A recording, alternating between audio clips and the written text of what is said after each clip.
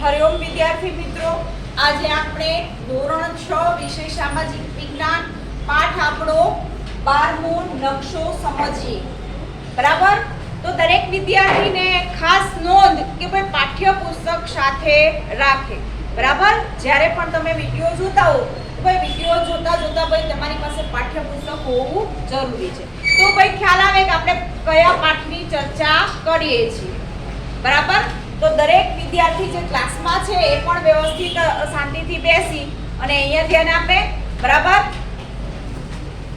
હવે આ ટોપિક તમારા માટે નવો છે. ભાઈ નકશા તો ઘણા પ્રકારના, તમે નકશો એટલે શું એ વસ્તુ પણ સાંભળી હશે. બરાબર? ઘણાના મોઢે તમે જોયું હશે કે ભાઈ નકશો, આનો નકશો, મકાનનો નકશો, દુકાનનો નકશો, કોઈ પણ જગ્યાએ જવું છે એનો નકશો. તો આ બધા શું છે ભાઈ નકશાના પ્રકાર છે. બરાબર? અલગ અલગ જાતના પ્રકાર જોવા મળશે. તમે કોઈ પણ ઇમારત બનાવી છે ભાઈ એ પહેલા આપણે શેના ઉપર બનાવવી પડે? કાગળ ઉપર. કાગળ ઉપર આપણે આખું ડ્રો કરવું પડે પછી ઇમારત બને છે. તો એને પણ એક પ્રકારનો નકશો જ કહેવાય છે. તમે જે ચિત્ર દોરો છો, ચિત્ર દોરો છો એમાં તમે કોઈ પણ પ્રાણી છે, પ્રકૃતિ એ દ્રશ્ય છે કે કોઈ ઇમારતને દોરો છો, ડ્રો કરો છો, તો આ બેહૂબ ચિત્ર આપણે પેલા દોરીએ પછી એવું ભાઈ બનાવીએ છીએ. જે કોન્ટ્રાક્ટરો છે એ આપણે એમ થાય ભાઈ સીધું આ રીતનું બાંધકામ એ લોકોના મગજમાં હશે તો નહીં. આખી ડિઝાઇન પહેલા તૈયાર કરવામાં આવે છે. કોઈ પણ બિલ્ડિંગ બનાવો તો બિલ્ડિંગનો મેઇન દરવાજો ક્યાં હશે? બરાબર? કેટલા ફ્લોરની બનશે? આ બધી જ પેલા ડ્રો કરીને દર્શાવવામાં આવે છે અને પછી એ બનાવે છે. સીધી એમને બનતી નથી. 12 માળની બનાવી હોય, 5 માળની બનાવી હોય તો પેલા આપણે ડ્રો કરવું પડે છે. મંદિર બનાવવું છે ભાઈ મંદિર બનાવવા માટે ડ્રોઈંગ તો કરવું જ પડે છે. ભાઈ આ રીતનું મંદિર બનશે. હવે ઈ વસ્તુ ક્યાંની થઈ? અત્યારની, વર્તમાનની થઈ. હવે પહેલાના સમયમાં તો એમ કહેવાય ભાઈ ઇન્જિનિયર નહોતા. પહેલાના સમયમાં બાંધકામ તો થતા જ હતા ને. આપણે આ ઇતિહાસના ઘણા બધા પાઠની અંદર જોયા કે આપણે ઘણા બધા એવા ભાઈ નમૂનાઓ મળેલા છે શહેરના, ગામના, કે એમાં અદ્યતન સુવિધાઓ હતી જે અત્યારે આપણે વર્તમાનમાં જોઈ રહ્યા છીએ. કે હારબંધ મકાનો, ખરાબ પાણીને જવા માટેનો નિકાલ, પાણીને આવવા માટેની વ્યવસ્થા. બરાબર? આ બધી જ એ નગર રચનાઓની અંદર આપણે ભાઈ નમૂનાઓ જોવા મળ્યા છે. તો હવે વિચાર કરો કે એ સમયે તો કોઈ આર્કિટેક્ટ કે એન્જિનિયર નહોતો, કોઈ એવું ભણેલાય નહોતા, છતાં પણ આ વ્યવસ્થા જોવા મળતી હતી. ભાઈ લોકોમાં એવું જ્ઞાન હતું. ભાઈ ઘણા એવા વિદ્વાનો હતા કે ભાઈ આ વસ્તુ કરી શકતા. હવે જેને તાજમહેલ બનાવ્યો છે એ તાજમહેલ આપણે પથ્થરોમાંથી બન્યો છે. વ્હાઈટ જે આરસ પથ્થર તમે જોવો છો ને એ પથ્થરમાં, એમાં સિમેન્ટ કે ચૂનાનો શેનો બી ઉપયોગ નથી. તમે વિચારો એ બાંધકામ એને કઈ રીતે કર્યું હશે. અત્યારે આપણે તમારી આસપાસ જે દિવાલો બિલ્ડિંગો બને છે એની અંદર સિમેન્ટનો ભરપૂર ઉપયોગ થાય છે. પહેલાના સમયની અંદર સિમેન્ટનો ઉપયોગ નહોતો થતો. ચણતર કામમાં એમ કહેવાય ભાઈ ચૂનો ને રેતી એ વસ્તુ વપરાતી. તો પહેલાના ઘણા તમે મંદિરો જોઈ લો ને તો એ પથ્થરો પણ એકબીજા ઉપર એવી વ્યવસ્થિત રીતે ગોઠવણી કરી, કોતરણી કરી, જાણે કે આપણે અત્યારે જોઈએ છીએ કે ભાઈ એવો ગમ આવે છે કે ભાઈ પથ્થરોને ચીપકાવી દે છે. આપણા ઘરની અંદર તમે જે રસોડાની અંદર પ્લેટફોર્મથી માંડીને સ્ટોર રૂમમાં બધે પથ્થર લગાવે છે એ કઈ રીતે ભાઈ ચીપકાવી, એવું ગમ આવે છે કે ભાઈ પથ્થરોને ચીપકાવી દે દિવાલ સાથે અને આખું સ્ટેન્ડ ઊભું થઈ જાય. પણ પહેલાના સમયની અંદર આનો એ સમયે એમ કહેવાય ભાઈ ગોઠવણી જેવી રીતે થતી હતી. પથ્થરોને ભાઈ કટિંગ એ રીતે કાપવામાં આવતા હતા કે ભાઈ એકબીજા ઉપર આખી દિવાલ ઊભી કરી દેવામાં આવતી. અને લોકો આ વસ્તુ જાતે કરતા હતા. બરાબર? તો કોઈ પણ વસ્તુ બનાવવી છે તો એના માટે નકશો જરૂરી છે. નકશા વગર વસ્તુ થઈ શકતી નથી.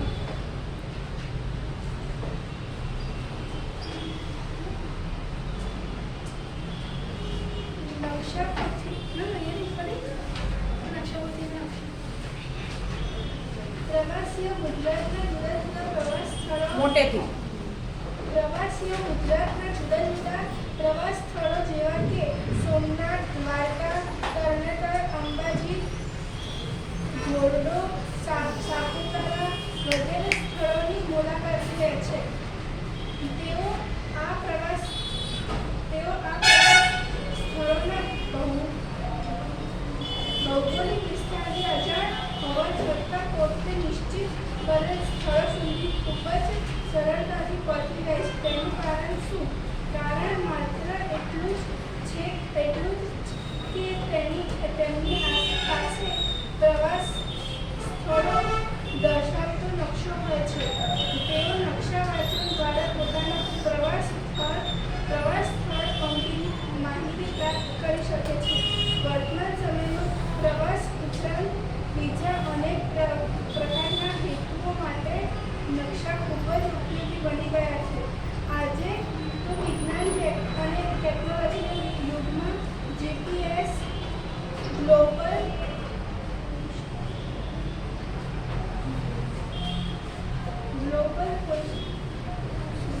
જીપીએસની મદદથી તમે વિશ્વના કોઈ પણ સ્થળે સ્વયં પહોંચી શકો છો. આપણે આ પ્રકારના નકશા વિશે સમજીએ. બેસો. હવે આપણે જોઈએ છીએ કે કોઈ પણ જગ્યાએ તમારે જવું છે તો અત્યારે આપણે ટેકનોલોજી એટલી વિકાસ થઈ ગયો છે. દાખલા તરીકે મારે ધ્યેયની ઘરે જવું છે. ધ્યેય ક્યાં રહે છે તું? જેબી પાર્ક. બરાબર. જેબી પાર્ક મેં જોયું નથી પણ મારી પાસે સ્માર્ટફોન છે અને ભાઈ એમાં હું જેબી પાર્ક લખું તો ભાઈ આખો મેપ આવશે. બરાબર. મારે હું જે લોકેશન હોઈશ ત્યાંથી લઈને ભાઈ જેબી પાર્કનું આખું લોકેશન ભાઈ લખીશ એટલે ગૂગલની અંદર મને આખો મેપ બતાવશે કે ભાઈ તમે અહીંથી અહીંયા આ રીતે જેબી પાર્કમાં ધ્યેયના ઘરે પહોંચી જશો. બરાબર. અત્યારે આપણે જોઈએ છીએ કોઈ પણ વસ્તુ અશક્ય નથી. તમારે કોઈ પણ પ્રવાસના સ્થળે જવું છે, ફરવા માટે જવું છે તો મોબાઈલની અંદર ભાઈ એ વસ્તુ નાખો તો ભાઈ તમને મેપ આખો બતાવશે કેટલા કિલોમીટર થાય છે, ભાઈ ત્યાં પહોંચતા કેટલો સમય લાગશે. બરાબર.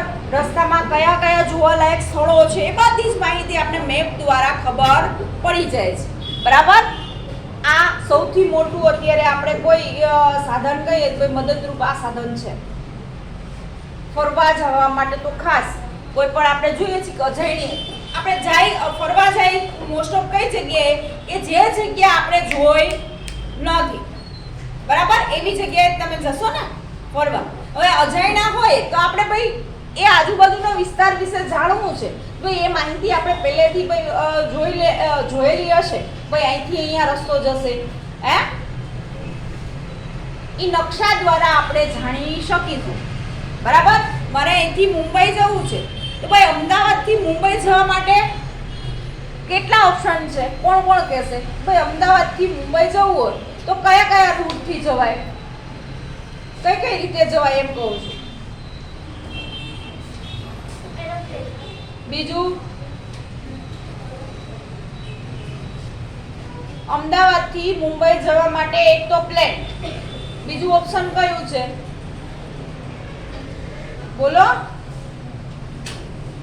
બાય રોડ જવાય? બસ જાય કે નહીં અમદાવાદથી મુંબઈ? ટ્રેન જાય કે નહીં અમદાવાદથી મુંબઈ? બરાબર. એરોપ્લેન છે, બસ છે, રેલવે છે, આ બધી જ વસ્તુથી આપણે ભાઈ અમદાવાદથી મુંબઈ જઈ શકીએ. બરાબર. પણ હવે આપણે પહેલી વાર જતા હોય તો ભાઈ આપણે જોવું પડે કે ભાઈ અમદાવાદથી મુંબઈ પહોંચતા કેટલા સ્ટોપ આવશે. બાય રોડ પણ જઈ શકીએ છીએ, ટ્રેનમાં પણ જઈ શકીએ છીએ અને ભાઈ પ્લેનમાં પણ જઈ શકીએ છીએ. બરાબર. આપણા પાસે 3 ઓપ્શન છે. ચલો આપણે ભાઈ બસની ટિકિટ નથી મળી તો બીજો ઓપ્શન આપણા માટે શું? ભાઈ રેલવેની ટિકિટ હોય. બરાબર. રેલવેની ટિકિટ નથી મળતી તો પછી છેલ્લો ઓપ્શન આપણે ભાઈ ફ્લાઇટ લઈએ છીએ. શું કામ? ભાઈ વધારે ખર્ચાળ છે. આપણે જો કેપેબલ હોય તો એ વસ્તુને પસંદ કરીશું હે નગર અથવા તો ભાઈ ઇમરજન્સીમાં જવું છે. બરાબર. ઇમરજન્સીમાં આપણે જવું છે તો આપણે ફ્લાઇટનો ઓપ્શન પસંદ કરીશું. શું કામ? ભાઈ ઓછા સમયની અંદર ફ્લાઇટ આપણે ભાઈ અમદાવાદથી મુંબઈ પહોંચાડી દે. અને અવેલેબલ હોય તો અત્યારે આ બધી જ વસ્તુ આપણે ઘરે બેઠા બેઠા કરી શકીએ છીએ. આપણી પાસે મોબાઈલની અંદર તમારે ટિકિટ બુક કરવી છે, એ રેલવેની હોય, બસની હોય, સિટી બસની હોય કે પ્લેનની હોય, આ બધી ટિકિટ તમે તમારા મોબાઈલમાંથી ભાઈ બુક કરી શકો છો. ભાઈ આ તારીખે મારે અહીંથી આ ફ્લાઇટની અંદર મારે ટિકિટ જોઈએ છે, એનો આખો ચાર્ટ તમને બતાવે મોબાઈલની અંદર કે કેટલી ટિકિટ, ભાઈ સીટ કેટલી અવેલેબલ છે, બરાબર, કે ભાઈ આ ટાઈમની ફ્લાઇટમાં આટલી સીટ ખાલી છે, ભાઈ એમાંથી તમે બુક કરી શકો છો. પે કરશે તો આખું એવું બતાવશે કે ભાઈ બુકિંગ ક્લોઝ છે આ સમય, બરાબર. તો આ બધી જ માહિતી આપણે ભાઈ ઘરે બેઠા બેઠા ભાઈ મેળવી શકીએ છીએ. તો નકશો આપણે જોઈએ છે કે ભાઈ જીપીએસ એટલે કે ભાઈ મોબાઈલની અંદર આ વસ્તુ હશે તો ભાઈ આસાનીથી આપણે કોઈ પણ જગ્યાએ પહોંચી શકીશું, બરાબર. ઈ ઉપરાંત તમે જુઓ રોડ ઉપર, ખાસ કરીને મેઇન હાઈવે ઉપર દર 1 કિલોમીટરે કે 2 કિલોમીટર, 1.5 કિલોમીટર એક એવું બોક્સ મૂકવામાં આવ્યું છે, બરાબર. લાઇટનો થાંભલો હોય ને એની લગોલગ એમ કહેવાય કે ભાઈ એવું બોક્સ મૂકવામાં આવ્યું છે. ઈ બોક્સ શેના માટે છે? કાંઈ પણ અકસ્માત થાય, બરાબર, કાંઈ પણ અકસ્માત થાય અને ઇમરજન્સી આપણી આસપાસ કશું જ નથી, ત્યાં મોબાઈલ ટાવર પણ ન થાવતો, ઘણા રોડ ઉપર એવું હોય કે ટાવર ના મળતો અને તમે કોઈને કોન્ટેક્ટ નથી કરી શકતા, તો એક આખું એવું બોક્સ મૂકવામાં આવ્યું છે. ભાઈ ત્યાં ઈ જાતની આખી સિસ્ટમ ગોઠવેલી હોય છે, જીપીએસ લગાવેલું હોય છે, એટલે ભાઈ ખબર પડી જાય તમારે ત્યાંથી બટન સ્વિચ દબાવો એટલે ત્યાં જે ઓપરેટર બેઠો હોય એ ભાઈ બોલે કે ભાઈ શું છે, ભાઈ આપણે મેસેજ કરી શકીએ કે ભાઈ આ રોડ ઉપર છું ને આ જગ્યાએ છું, ભાઈ મને મદદ મોકલો. ભાઈ મારું એક્સિડન્ટ થયું છે, ભાઈ અત્યારે હાલત ખરાબ છે, ભાઈ તમે મને મદદ મોકલો. ભાઈ આપણે ત્યાં એક્ઝેક્ટ લોકેશન સાથે આપને મદદ મળી શકે છે. આવી પણ સિસ્ટમ ગોઠવેલી છે અને એ આખી સિસ્ટમ શેનાથી ચાલે છે? ભાઈ સોલર પેનલથી ચાલે છે. તડકાની અંદર એમ કહેવાય કે આખું ચાર્જિંગ થઈ જાય ને એમનામ એ ચાર્જ થયેલું આખી જે સિસ્ટમ છે એ ચાલે છે. ઇમરજન્સીમાં દર કિલોમીટરે હાઈવે ઉપર આ વસ્તુ લગાવેલી છે, બરાબર. એ કોના માટે? ભાઈ આપણા માટે, જે અજાણ્યા લોકો અજાણી જગ્યાએ જતા હોય ને કાંઈ મુશ્કેલી પડે છે ભાઈ એને હેલ્પ કરી શકે છે. નકશો શબ્દ અંગ્રેજી પર્યાયી મેપ છે, જે લેટિન ભાષાના શબ્દ મેપા મુંડી ઉપરથી ભાઈ અપભ્રંશ થઈ અને મેપ બન્યો છે. અર્થ હાથમાં રાખી શકાય તેવો કાપડનો ટુકડો. હવે તમને નકશા વિશે પૂછવામાં આવે, ભાઈ નકશો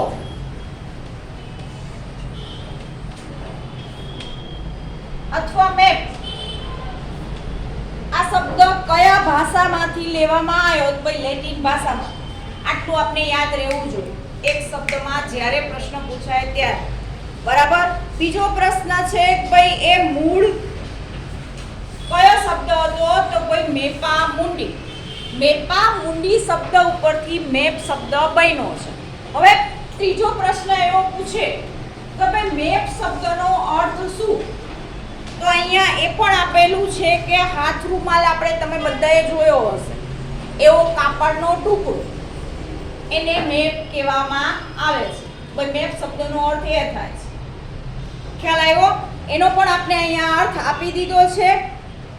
સામાન્ય અર્થમાં નકશો પૃથ્વીની સપાટી અથવા તેના એક ભાગના સપાટ કાગળ પર આલેખનને નકશો કહેવાય છે.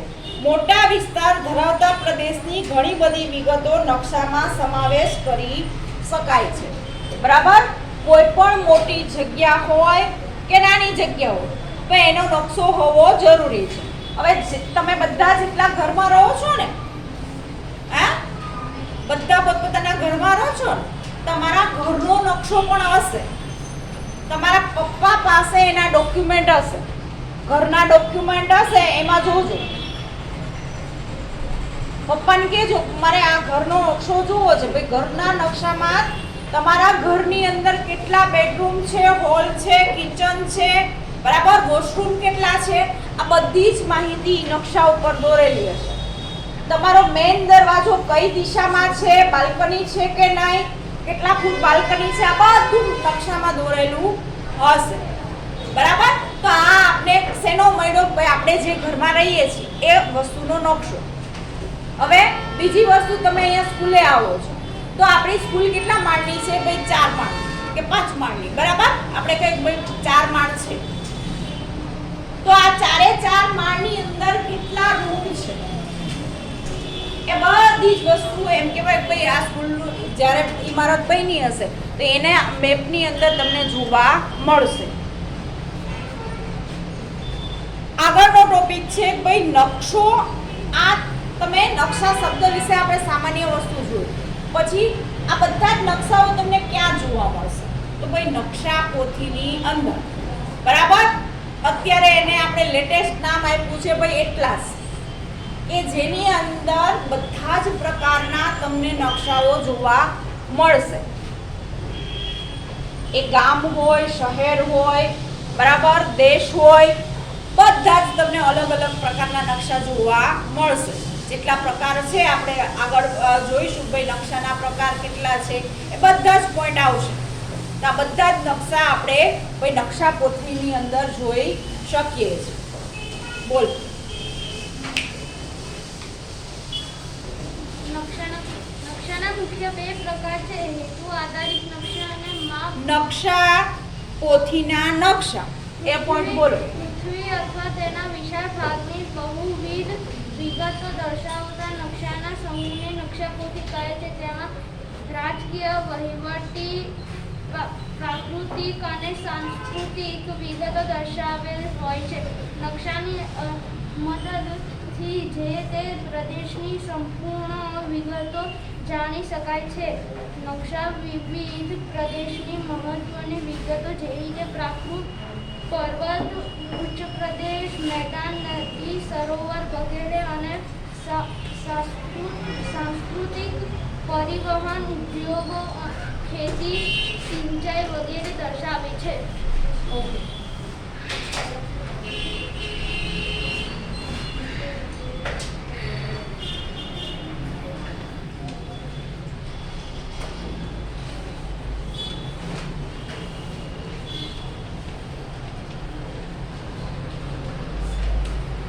હવે આપણે જોઈએ છીએ કે ભાઈ નકશા કઈ રીતે અલગ પડે છે. તો પહેલું આપણે જોઈશું રાજકીય છે, બીજું છે વહીવટી છે, ત્રીજું છે પ્રાકૃતિક છે અને સાંસ્કૃતિક છે. આવા અસંખ્ય ટોપિક લઈ અને નકશા બનાવવામાં આવે છે.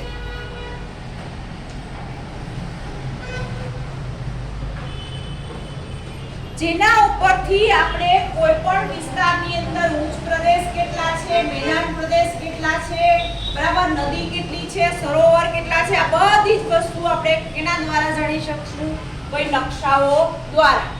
નકશાની અંદર આ બધી જ વસ્તુઓ તમામ આપને વસ્તુ જોવા મળશે. બરાબર, આખા ગુજરાતનો તમે નકશો જોવો હોય, આપણે ગુજરાત રાજ્યની અંદર રહીએ છીએ તો આખા ગુજરાતની અંદર કોઈ નદી કેટલી, સરોવર કેટલા, બંધ કેટલા, બરાબર, જિલ્લા કેટલા, બધી જ વસ્તુના અલગ અલગ નકશાઓ તમને જોવા મળશે. એ ઉપરાંત ભાઈ ગુજરાતમાં મુખ્ય પાકો કયા કયા થાય છે, કયા જિલ્લાની અંદર સૌથી વધારે થાય છે, તો એના પણ અલગ અલગ નકશા આપને જોવા મળશે. શેમાં જોવા મળશે ભાઈ? નકશા પોથીની અંદર.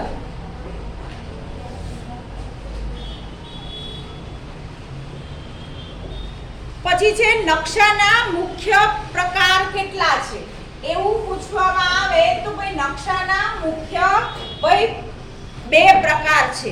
એક છે હેતુ આધારિત નકશો અને બીજું છે માપ પ્રમાણેનો નકશો. હવે હેતુ આધારિત નકશામાં શું આવતું હશે, કોણ કહેશે?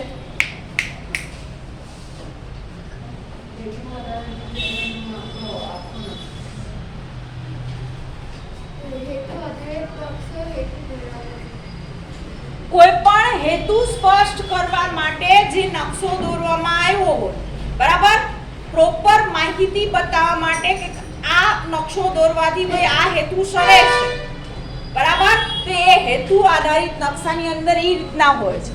બરાબર. અને બીજો જે નકશો છે માપ આધારિત નકશો, એટલે કે કોઈ પણ જગ્યા, એ ઘર હોય, મંદિર હોય, બિલ્ડિંગ હોય કે XYZ દવાખાનું ગમે એ લઈ લો, મોટો શોપિંગ મોલ, કોઈ પણ વસ્તુ હોય, ભાઈ એ બધા જ નકશા શેના આધારે, ભાઈ માપના આધારે બને છે. આ કેટલા સ્ક્વેર ફૂટનો ભાઈ રૂમ છે, ભાઈ આ આપણે માપી શકીએ ને. શું કામ ભાઈ? આ વસ્તુ માપ લઈને બનાવેલી છે. હે, માપ લીધા વગર બનાવી નથી. બરાબર. એનું પહેલા એમ કે ભાઈ કાગળ ઉપર માપ આપેલું છે ને એ રીતના ભાઈ કડિયા કામ જે કરે છે કડિયો, ભાઈ એને માપ લઈને આ વસ્તુ બનાવેલી છે. તો આપણે નકશાના પ્રકારની અંદર જોઈશું હેતુ આધારિત નકશો. બોલો. આ પ્રકારના નકશા જરૂરિયાત પ્રમાણેની વિગતોના આધારે તૈયાર કરવામાં આવે છે. હેતુ આધારે તૈયાર થતા નકશાને તેમાં દર્શાવતી પ્રાકૃતિક અને સાંસ્કૃતિક વિગતોના આધારે મુખ્ય બે વિભાગમાં વર્ગીકૃત કરવામાં આવે છે. એ પ્રાકૃતિક નકશા અને બી સાંસ્કૃતિક નકશા. એ પ્રાકૃતિક નકશા કુદરત નિર્મિત વિગતોનું આલેખન કરતા નકશાઓને પ્રાકૃતિક નકશા કહે છે. પ્રાકૃતિક નકશામાં પૃથ્વીના પ્રાકૃતિક ભૂમિ સ્વરૂપો જેમ કે પર્વત, ઉચ્ચ પ્રદેશ, મેદાન, નદીઓ, મહાસાગરો વગેરે દર્શાવવામાં આવે છે. વન્ય પ્રાણીઓ, વનસ્પતિ, જંગલો, ખનિજ વગેરેનું વિવરણ દર્શાવતા નકશાઓ પ્રાકૃતિક નકશાના ભાગ છે.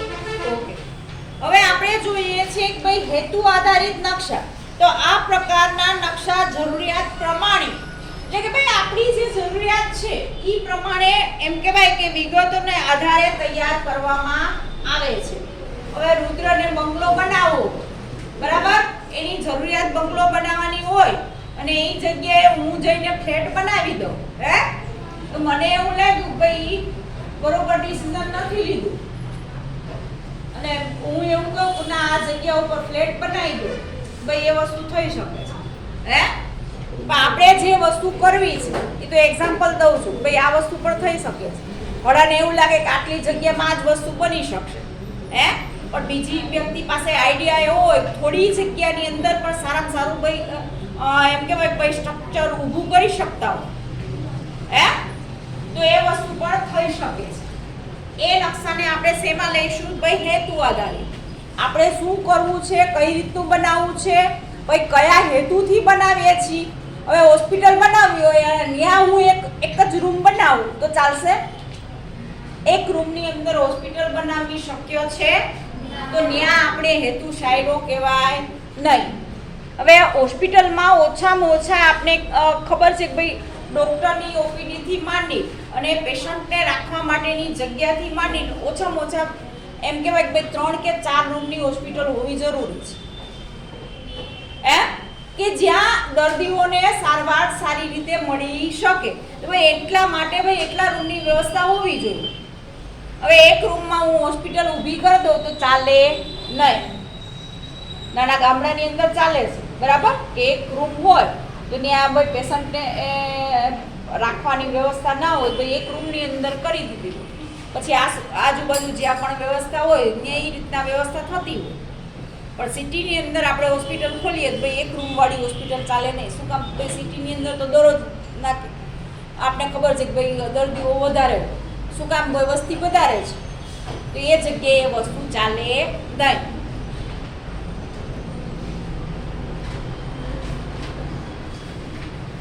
હેતુ આધારે તૈયાર થતા નકશાને તેમાં દર્શાવતી પ્રાકૃતિક સાંસ્કૃતિક વિગતોને આધારે બે મુખ્ય વિભાગોમાં વર્ગીકૃત કરી શકીએ છીએ. હેતુ આધારિત નકશાના બે વિભાગ પડે છે પાછા. જો આ એકની અંદર બે એ વસ્તુ આપણે યાદ રહેવી જોઈએ. પહેલું છે પ્રાકૃતિક નકશા. હવે પ્રાકૃતિક એટલે કે ભાઈ કુદરતી જેટલી વિગતો છે એ વિગતો દર્શાવતા નકશાને આપણે ભાઈ પ્રાકૃતિક નકશો કહીએ છીએ.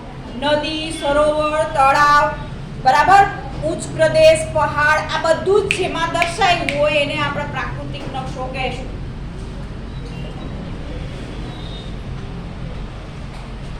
મહાસાગરો, વગેરે દર્શાવવામાં આવે. વન્ય પ્રાણીઓ, વનસ્પતિ, જંગલો, ખનિજો. હવે ખનિજો કઈ વિસ્તારની અંદર મળે છે એ બધી જ વર્ગીકૃત કરતા નકશાને આપણે ભાઈ પ્રાકૃતિક નકશો કહેશું. પછી પાછળ છે ભૂપૃષ્ઠના નકશા.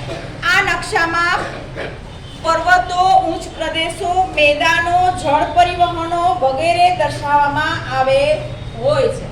એ કયા નકશા? ભાઈ ભૂપૃષ્ઠના નકશા. ભૂપૃષ્ઠ એટલે કે ભાઈ જમીન.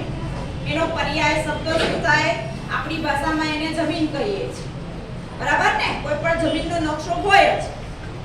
ત્યાંથી રોડ પસાર થતો હોય કે રેલવેની લાઈન પસાર થતી હોય એ બધી જ વસ્તુઓ નકશાની અંદર આપણે દર્શાવેલી હોય છે. ભાઈ અહીંથી રેલવે સ્ટેશન આટલું દૂર થાય છે, બરાબર, આટલા કિલોમીટરમાં તમને રેલવેની સુવિધા મળે છે, આ કિલોમીટરની અંદર બસની સુવિધા મળે છે, બસ સ્ટોપ આટલું દૂર થાય છે. બધી જ વસ્તુઓ તમને નકશામાં જોવા મળશે.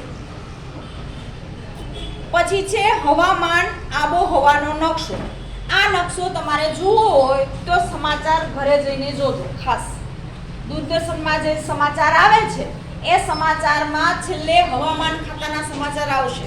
તેમાં ભારતનો મેપ આખો કોઈ હશે અને એમાં બતાવતો હશે ભાઈ ઉત્તરની અંદર આ તાપમાન રહેવાનું, દક્ષિણના વિસ્તારની અંદર આ તાપમાન, પૂર્વની અંદર તાપમાન આવું રહેવાનું છે, પશ્ચિમની અંદર તાપમાન આટલા સેન્ટીગ્રેડ રહેશે. આ બધી જ માહિતી આખા ભારતની આપને આપશે. બરાબર? તો એ નકશો કેવો થયો? ભાઈ ભૂપૃષ્ઠનો નકશો,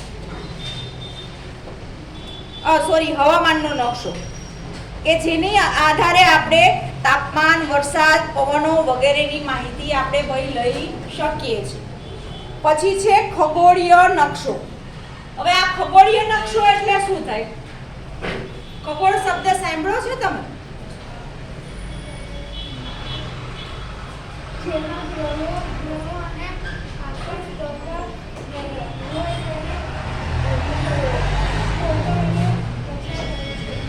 આ ગ્રહો ને ઉપગ્રહો ક્યાં રહે છે? કોણ કહેશે મને?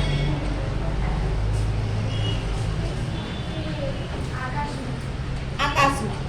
આપણે રાતે સ્પષ્ટ આકાશ જોવું હોય તો રાતનો સમય એના માટે ભાઈ આપણે ચોક્કસ વસ્તુઓ દેખાય. ક્યારે તમે તમારા ધાબા ઉપર જશો ને તો તમને જોવા મળશે ભાઈ અનેક વસ્તુઓ તમને આકાશની અંદર અસંખ્ય તારાથી માંડી, ચંદ્રથી માંડી અને અસંખ્ય વસ્તુઓ જોવા મળશે. હવે આ ઉપગ્રહ ને એ જે છે એ આપણે નરી આંખે જોઈ શકતા નથી. એના માટેનું ભાઈ સાધન આવે છે, એ સાધન હોવું જરૂરી છે તો આપને જોવા મળે કે કેટલા ઉપગ્રહ છે. આગળના ધોરણમાં એ પણ તમારે પાઠ શીખવામાં આવશે ભાઈ કેટલા ઉપગ્રહો છે. એનું આખું ચેપ્ટર તમને જોવા મળશે. બરાબર? અત્યારે આપણે જોઈએ છીએ કે એ ગ્રહો, આકાશગંગા, નક્ષત્રો વગેરે અવકાશી પદાર્થોની માહિતી આપતા નકશાને આપણે ખગોળીય નકશો કહીએ છીએ. અત્યારે આપણે એટલું જ જાણવાનું છે ભાઈ ખગોળીય નકશો કોને કહેવાય, એની જે વ્યાખ્યા આપી છે એ આપણે ભાઈ લખવાની રહેશે. પછી છે સાંસ્કૃતિક નકશો. માનવ સર્જિત વિગતોનું આલેખન કરતા નકશાને સાંસ્કૃતિક નકશો કહે છે. આ નકશામાં માનવીની વિવિધ પ્રવૃત્તિઓનું નિર્દેશન કરેલ હોય છે. રાજ્યનો નકશો ખેતી, વસ્તી, પરિવહન નકશા અને સાંસ્કૃતિક નકશાના ઉદાહરણ છે. હવે કયા રાજ્યની અંદર, કયા જિલ્લાની અંદર કેટલી વસ્તી છે, બરાબર, એ જાણવું હોય ભાઈ એ પણ આપણે નકશા ઉપરથી જાણી શકીએ છીએ. અત્યારે મેં તમને કીધું કે અમદાવાદ, હાલનું અમદાવાદ આપણે દિવસે ને દિવસે મોટું થતું જાય છે. આસપાસના જે નાના નાના ગામડા હતા એ પણ એમ કહેવાય કે મહાનગરપાલિકામાં ભળી ગયા છે. જેમ અત્યારે આપણું બોપલ ગુમા છે એ ભાઈ એમ કહેવાય કે મહાનગરપાલિકામાં આવી ગયું છે. બરાબર? તો દિવસે ને દિવસે અમદાવાદ મોટું થતું જાય. ભાઈ અમદાવાદને આપણે આખું જોવું હોય તો ભાઈ નકશા ઉપર પહેલા જોવું પડશે. શું કામ? ભાઈ આપણે તો અમદાવાદના એક ખૂણામાં રહીએ છીએ. કોઈ આપણે પૂછે કે ભાઈ આ ક્યાં આવ્યું તો આપણે જોયું નથી. બધા વિસ્તાર જોયા છે અમદાવાદના? નથી જોયા. તો એ નકશા ઉપરથી આપણે કહી શકીએ કે ભાઈ આ વિસ્તારની અંદર ભાઈ જવા માટે બસની સુવિધા છે કે ભાઈ એના માટે તમારે રિક્ષામાં જવું પડશે કે સિટી બસ મળશે કે બીઆરટીએસ બસ મળશે. એ બધી જ વસ્તુ આપણે શેમાંથી જોઈને ભાઈ નકશા ઉપરથી જોઈને કહી શકીએ છીએ. બરાબર?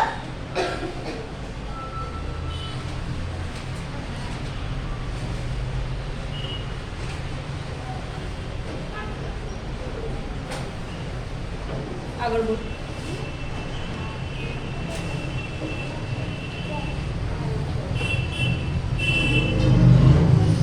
બોલો જ્યાં પહોંચ્યા ત્યાંથી.